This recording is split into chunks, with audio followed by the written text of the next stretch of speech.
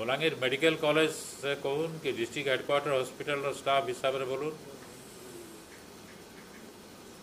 कि बलांगीर निर्वाचन मंडली कथा बोलून कि सारा जिलार कथा बोलून जेतकी डाक्तर रहबार कथा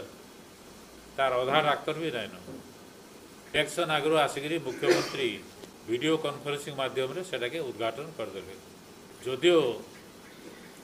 कैसी डिपार्टमेंट से शिफ्ट नहीं करी आर सेटा भी थर थर कर शिफ्ट करवार माने किसी नहीं खाली रोगी मैंने खाली हरबर से ना लाभ किसी नहीं पा से मु प्रतिवाद भी करी वर्कआउट कर मीटिंग रू पलि आज भी अधिकांश डिपार्टमेंट डिस्ट्रिक्ट हेडक्वार्टर हॉस्पिटल चलुचे से दुईटा कि तीन डिपार्टमेंट जाइए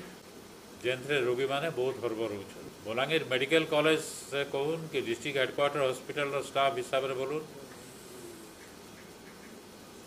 कि बलांगीर निर्वाचन मंडली कथा बोलून कि सारा जिलार कथा बोलून जेतकी डाक्तर रहबार कथा तार अधा डाक्तर भी नाइन